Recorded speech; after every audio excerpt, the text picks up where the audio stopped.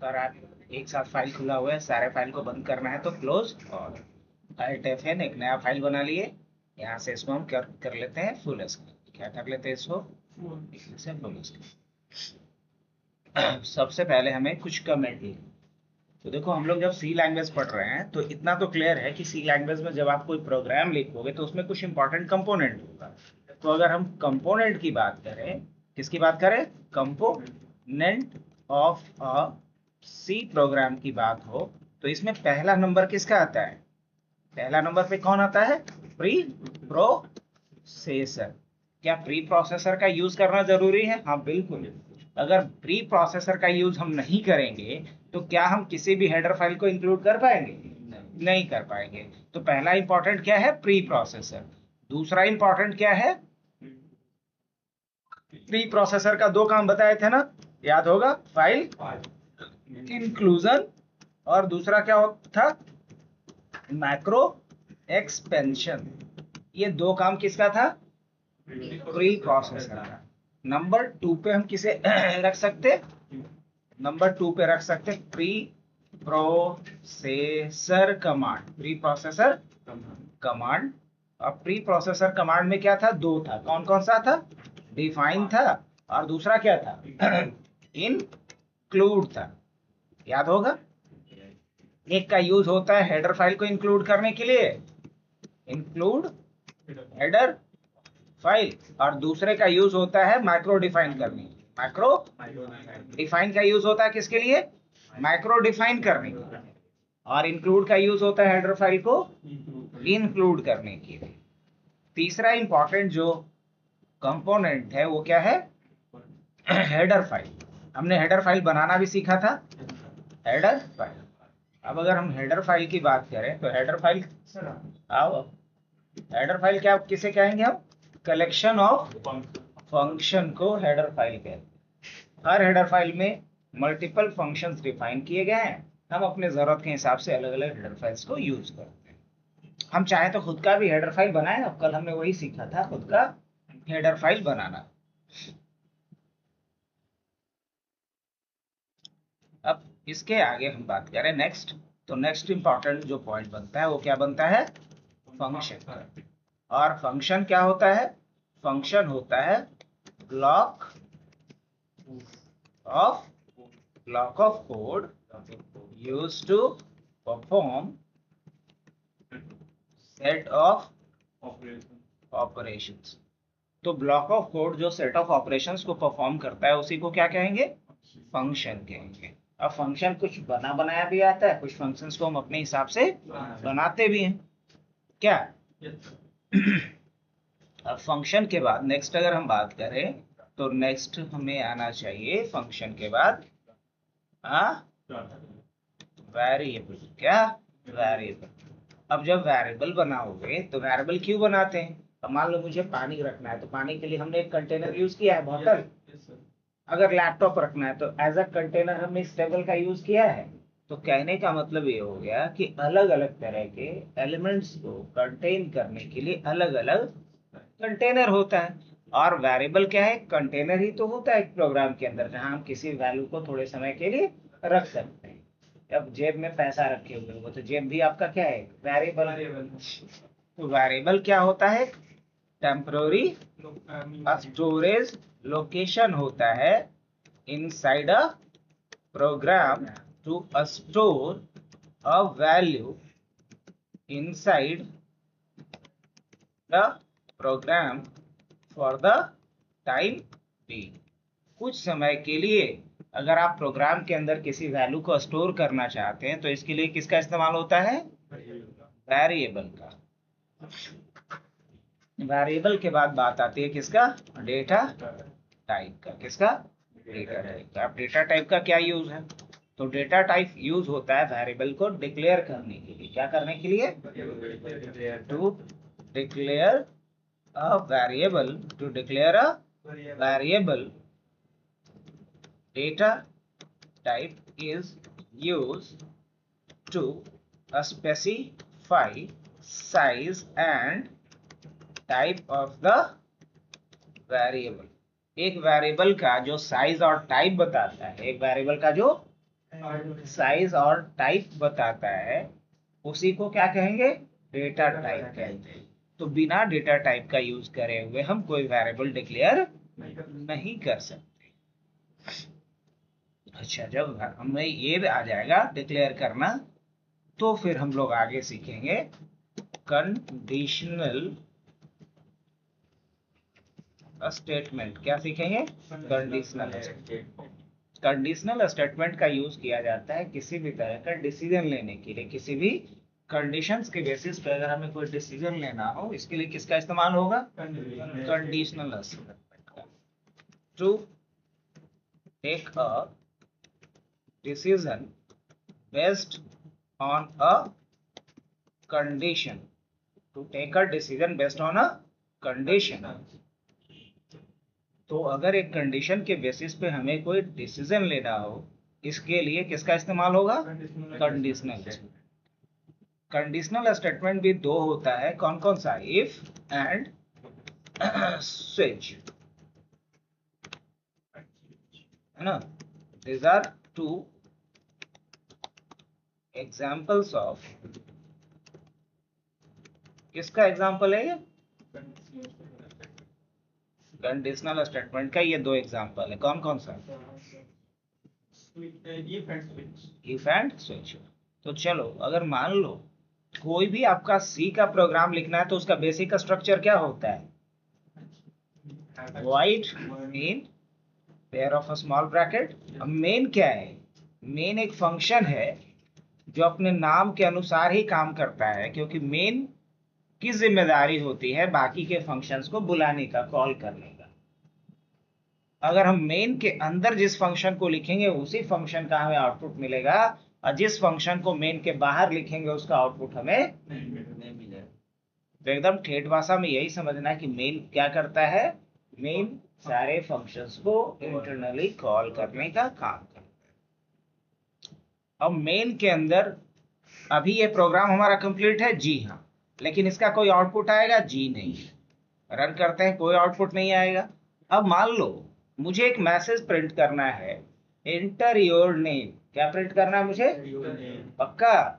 तो हमें स्क्रीन पे कोई भी मैसेज प्रिंट करना हो, इसके लिए क्या यूज करते हैं, प्रिंटफ। अब प्रिंटफ क्या है, आउटपुट फंक्शन है। क्या है, वैसा फंक्शन जो स्क्रीन पे किसी भी रिजल्ट को छाप दे, प्रिंट कर दे, उसी को क्या कहते हैं, आउटपुट फंक्शन। ये क्या है, output function to print anything on the screen. एक आउटपुट फंक्शन है जो स्क्रीन पे किसी चीज को क्या कर सकते हैं।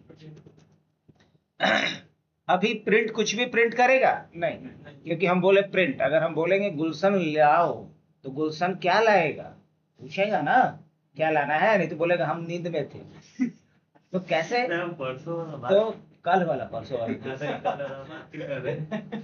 तो कहने का मतलब ये है कि जब हम बोलेंगे प्रिंटेव, तो ये क्या प्रिंट करेगा, इसको तो बताना पड़ेगा ना। तो ये जो ब्रैकेट के अंदर हम लोग लिखते हैं उसको बोलते हैं आर्ग्यूमेंट या पैरामीटर। क्या बोलते हैं, आर्ग्यूमेंट या पैरामीटर। तो हम लोग यहाँ पैरामीटर या आर्गुमेंट को जब लिख रहे हैं, तो इस आर्गुमेंट या पैरामीटर को सी लैंग्वेज जान रहा है, नहीं जान रहा है। नहीं जान रहा है तो इसको हम कैसे लिखेंगे, स्ट्रिंग के रूप में। और स्ट्रिंग को किस में लिखते हैं, डबल कोट्स के अंदर। स्ट्रिंग को किस में लिखते हैं, डबल कोट्स के अंदर। और यहाँ हम क्या डाल देंगे, डाल देंगे हम इंटर। अब क्या करना है मुझे, इंटर योर नेम, ऐसे हमने लिख दिया, इंटर योर नेम। अब ये रन करेगा नहीं, अभी एरर देगा, क्योंकि जब आप किसी भी फंक्शन को कॉल करते हो, यहाँ आपने क्या किया है, प्रिंटफ को कॉल किया है। तो हमने एक रूल बताया था आपको कि जब आप किसी भी फंक्शन को कॉल करते हो तो आपके पास दो चॉइस है, या तो उस फंक्शन को क्या करो, या तो डिफाइन करो, या जिस हेडर फाइल के अंदर इसको लिखा गया उस हेडर फाइल को इंक्लूड करो। दो ऑप्शन है।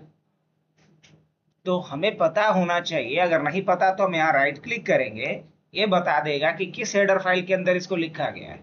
तो प्रिंटफ नाम का जो फंक्शन है वो किस हेडर फाइल के अंदर डिफाइन किया गया है,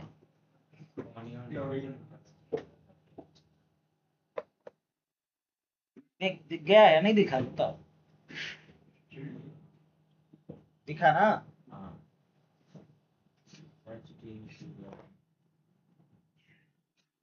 तो मुझे यहाँ क्या करना होगा कि देखो अभी अगर हम रन करते हैं तो यहाँ एक एरर आएगा और इस एरर को पहचान लो। क्या लिख रहा है जी गुलशन? function printf should have a prototype लिख रहा है ना? तो प्रोटोटाइप एरर जब भी आए तो समझ लेना है कि ये जो फंक्शन हम कॉल कर रहे हैं वो जिस हेडर फाइल में लिखा गया है वो हेडर फाइल अभी तक इस प्रोग्राम में इंक्लूड नहीं किया गया। तो कर लिया जाए। कर लिया कैसे करेंगे? तो जब भी किसी हेडर फाइल को इंक्लूड करना होगा तो मेन के अंदर कि मेन के बाहर? बहुत बढ़िया, इतना तो याद है। अब इंक्लूड करने के लिए क्या सिंटैक्स लिखना पड़ेगा? क्या लिखेंगे? हैश, उसके बाद इंक्लूड और उसके बाद डबल इन्वर्टेड कॉमा और क्या लिखेंगे यहाँ पे? लिख दें, रन होगा? अभी होगा, लेकिन स्क्रीन हमारा होल्ड नहीं हो रहा है, रुक नहीं रहा है। तो गेट सी एच ना? चलो बढ़िया, इतना तो याद हो गया। अब गेट सी एच कहाँ लगाएंगे बच्चा बताओ? इसके पहले कि इसके बाद? बाद में ना? Get C H. देखो तो ये सही है, ये सही है, ऐसे लिखना नहीं क्या है? कभी क्योंकि जब इसका ब्रैकेट खोलकर उसको बंद करेंगे उसके बाद ही बोलो गेट सी एच एक फंक्शन है और जब फंक्शन को कॉल करेंगे तो उसका पहचान होता है कि फंक्शन के नाम के आखिरी में क्या लगा होता है? ब्रैकेट लगा रहता है, pair of a small bracket लगा होता है, राइट? अभी भी कुछ मिसिंग है कि पूरा हो गया बात? नहीं अभी भी मिसिंग है। क्या? ये सेमी कॉलन। हाँ, सेमी कॉलन लगाते हैं, बढ़िया। अब रन करेंगे तो क्या एरर आएगा कि नहीं आएगा? नहीं आएगा, पक्का? हो सके तो आ सकता है सर, तो 50-50 है। आएगा एरर, क्योंकि गेट सी एच stdio.h के अंदर नहीं लिखा गया है, conio.h के अंदर लिखा गया है और conio को अभी तक हमने इंक्लूड किया नहीं है। तो देखो यहाँ एरर क्या आ रहा है?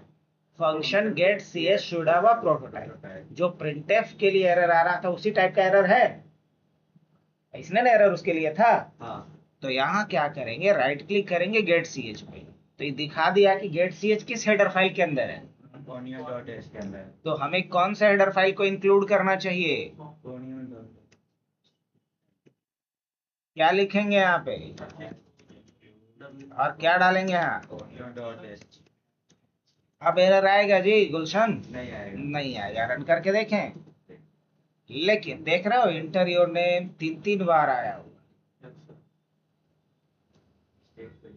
मिस्टेक कुछ नहीं हुआ है, वो पुराना वाला बात भी याद रखे हुए है ना, जैसे हम परसों का बात याद रखे हुए थे, आई मीन कल की बात। तो इसके दिमाग से इस बात को क्या करना पड़ेगा? हटाना होगा। तो कैसे हटाएंगे? तो इसको हटाने के लिए हम लिखेंगे यहाँ पे CLRSCR। क्या लिखेंगे?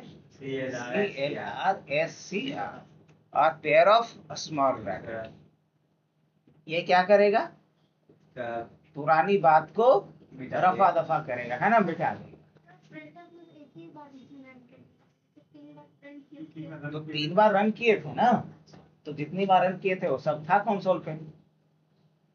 अब रन करके देखें कितनी बार पूछ रहा है? एक बार।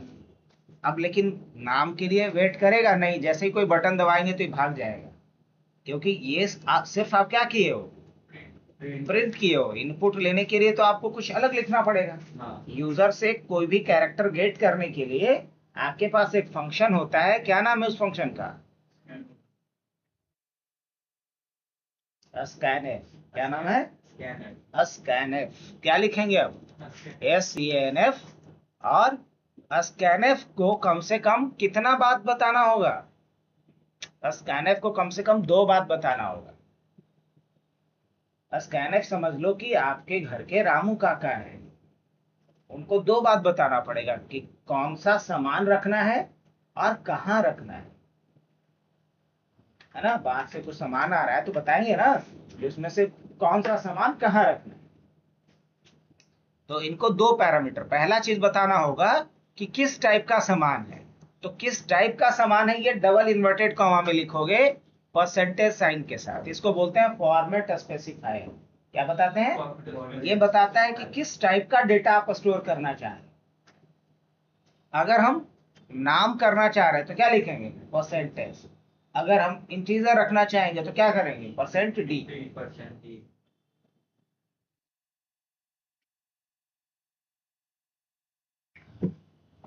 तो हमने क्या लिखा अभी? परसेंट एस, क्योंकि हमें तो नाम करना है। हाँ. अब हमें बताना होगा जगह, एड्रेस, जहां स्टोर करना है। तो एड्रेस बताने के लिए एक ऑपरेटर होता है, इसको बोलते हैं एड्रेस ऑफ ऑपरेटर। क्या बोलते हैं? And operator. Address of operator या एम्परसेंड बोलते हैं इसको। एड्रेस ऑफ ऑपरेटर या एम्परसेंड बोलते हैं। और इस एड्रेस ऑफ ऑपरेटर या एम्परसेंड में किसका एड्रेस पास कर देंगे हम? नेम का। अब नेम यहाँ क्या है? एक वेरिएबल है। लेकिन इस पूरे प्रोग्राम में देखो तो कहीं नेम नाम का वेरिएबल बनाया हो? नहीं. नहीं ना। ये हाँ नहीं बना. तो बना ही नहीं है, तो बनाना ना पड़ेगा। हाँ. तो बनाने के लिए कहाँ आएंगे? यहाँ आ जाएंगे। अब वेरिएबल कैसे बनाया जाता है? क्या लिखेंगे? लिखेंगे कैर। कैर क्या है? Data type. कैर क्या है? Data type. जो बता रहा है कि हम किस तरह का वेरिएबल बनाने जा रहे हैं। तो हम किस तरह का वेरिएबल बनाने जा रहे हैं? किस तरह का वेरिएबल बनाने जा रहे हैं? तो क्या बोलेंगे? हाँ, कैरेक्टर टाइप का, मतलब जिसमें कैरेक्टर्स होंगे, है ना। और वेरिएबल का नाम क्या देंगे? अब बताना ये होता है कि इस नाम के अंदर कितना कैरेक्टर हो सकता है। किसी के नाम में कितना कैरेक्टर हो सकता है। तो चलो अभी मान लो साउथ इंडियन भी है तो 100 कैरेक्टर में आ जाएगा। तो हम नाम क्या डाल दिए यहाँ? 100 कैरेक्टर, है ना। जैसे गुलशन है, गुलशन, तो कितना कैरेक्टर? 6 के साथ 6 कैरेक्टर। तो उस केस में यहाँ क्या लिखते हैं? 6 लिखते हैं। लेकिन मान के चल रहा है कि किसी का नाम कितना हो सकता है? 100 कैरेक्टर का हो सकता है। एक और इंपॉर्टेंट ट्रिक है, याद रखना कि अगर गुलशन 6 कैरेक्टर है तो यहाँ साइज 7 रखना। अब बोलो वो क्यों? क्योंकि एक स्पेस भी एक रहता है नल कैरेक्टर के लिए। किसी स्ट्रिंग का जो आखिरी पॉइंट होता है, एंड पॉइंट होता है, उसको एक स्पेशल कैरेक्टर डिनोट करता है जिसको बोलते हैं नल, है ना। तो अगर किसी का नाम रखना है, 5 कैरेक्टर का नाम है, तो हम साइज कितना लेंगे? 6. बस एक अधिक लेना। ठीक है।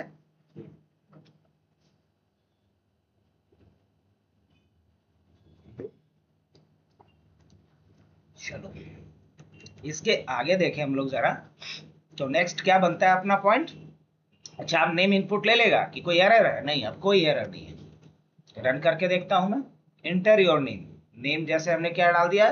गुल सन। तुम लोग 6 कैसे बोल रहा था?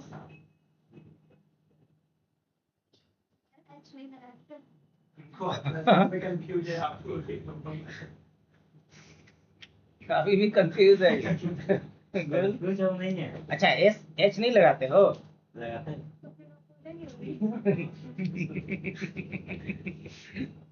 एक बात बोले सर, बोलना तो नहीं चाहिए पर बोलना मान जाइए.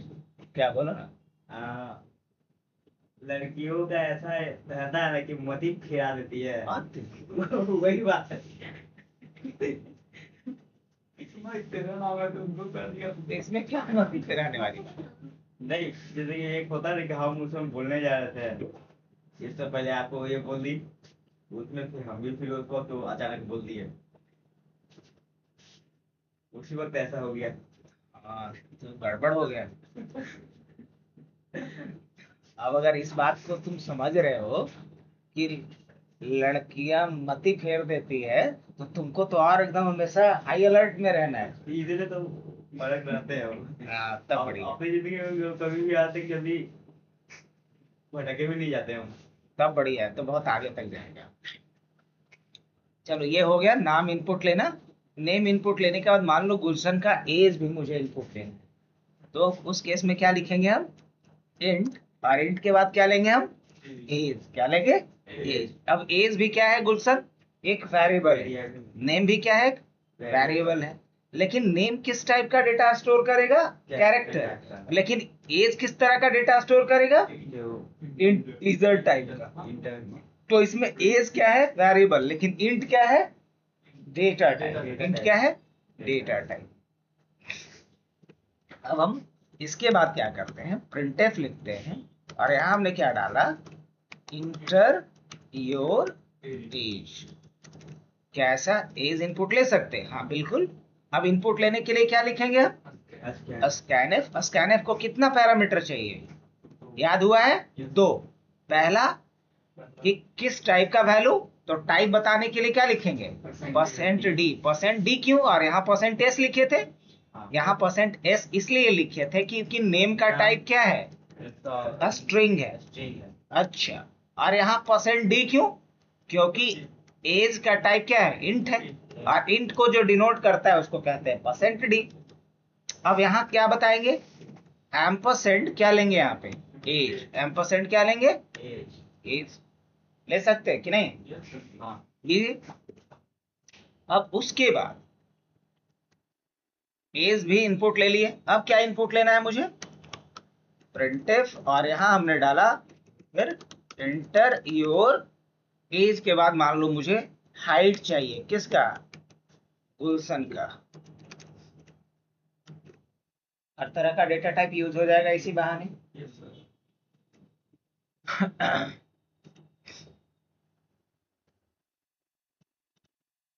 और क्या लिखेंगे यहाँ? स्कैनफ। और क्या लिखेंगे यहाँ? Percent F. Percent F. तो देखो यहाँ हमने हाइट के नाम से कुछ बनाया है क्या? नहीं बनाया है। तो क्या डाल दूं? फ्लोट क्यों लिया हूं? क्योंकि अगर मान लो इसका हाइट है 5'4", 5 बोलेगा कोई तो बुरा नहीं मानेगा। 5'4" का मतलब है या नहीं है? है। 4'5" है। हाँ 4'5". अच्छा 4'5". तो अगर सिर्फ कोई 4 बोलेगा तो बुरा लगेगा कि नहीं लगेगा? तो ये नहीं लगना चाहिए। तो इसके लिए हम क्या करेंगे, पॉइंट वाले वैल्यू को हम डिस्कार्ड नहीं करेंगे, उसको हटाएंगे नहीं। तो इसलिए हम फ्लोट में वैल्यू को रख रहे हैं। और क्या रखेंगे यहाँ पे? एम्परसेंड। और क्या लेंगे यहाँ पे? हाइट। हो गया। अब जरा इनपुट लेकर के देखा जाए, सही है यहाँ तक? हाँ बिल्कुल सही है। तो नेम हमने क्या लिया? गुलशन। एज क्या लिया हमने? मान लो 21 साल। हाइट क्या लिखा? 4.5। यही ना बोला? अब यहाँ तक तो इनपुट हो गया। अच्छा ठीक है। अब मुझे इसका क्या स्टोर करना है? Phone number. क्या रखना है इसका? Phone number. Phone number.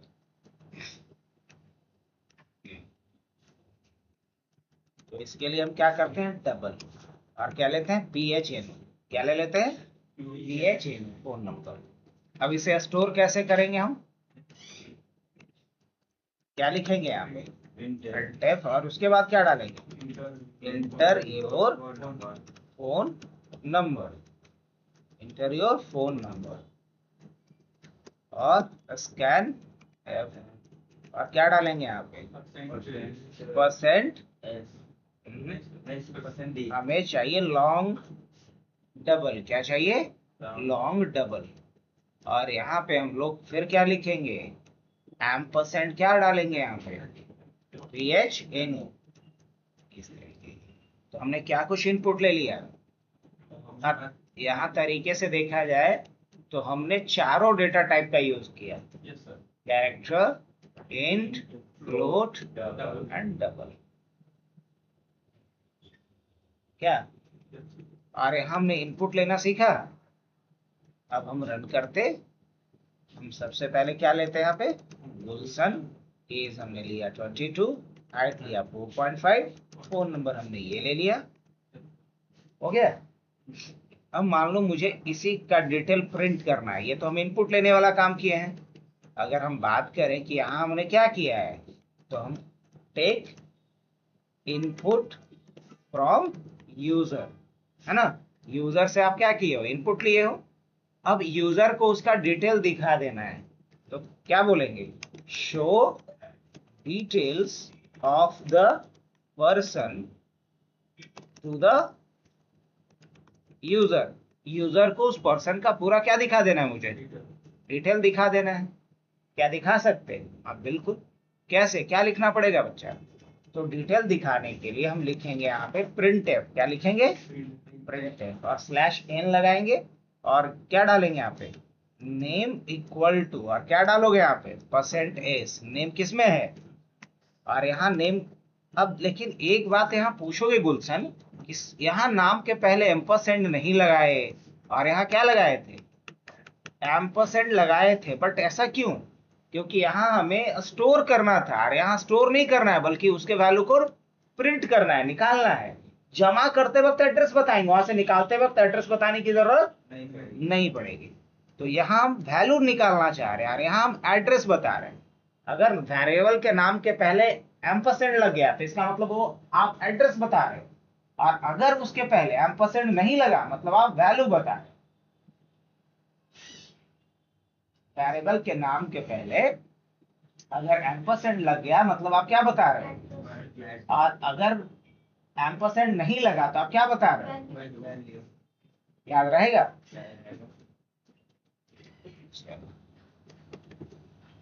अब उसके बाद फिर क्या लिखेंगे हम लोग? printf। और क्या लिखेंगे? /n। नेम के बाद क्या चाहिए मुझे? एज। गुलशन ये वाला देखोगे एक बार? आए हैं क्या नीति से? लो देखो क्या स्थिति है। अगर बन जाएगा तो पढ़ाने में दिक्कत नहीं होगा, नहीं तो थोड़ा तो आज सफर करना पड़ेगा। चार्जर कौन हो जाएगा? लेते हैं और चार्जर तो है ना।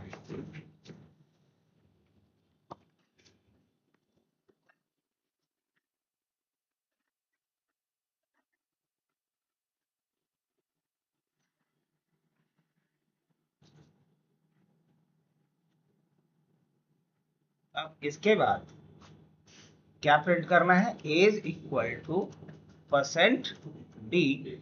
और यहाँ क्या डालोगे? एज। ऐसे प्रिंट कर सकते हो बिल्कुल। और उसके बाद क्या? printf /n। और क्या प्रिंट करना है बच्चा इस बार? Height. Height equal to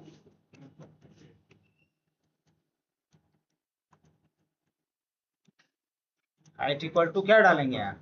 %f। और किसके अंदर है? हाइट के अंदर है। उसी तरीके से फिर क्या प्रिंट करना है? फोन नंबर ना। PHNO इक्वल टू, और क्या डालेंगे यहाँ पे? LT। और उसके बाद क्या डालोगे? PHNO। यही ना वेरिएबल का नाम है? ये डाल दोगे PHNO। अब इसको रन करके देखें। यस। नेम क्या है? गुलशन। एज क्या है? 22। हाइट क्या है? 45। अब देखो यहाँ कुछ गड़बड़? हाँ थोड़ा सा गड़बड़। फोन नंबर सही लिखे हो ना जी? लिखे तो सही है। चलो अनसाइड डाल देते हैं और यहाँ भी डाल देते हैं।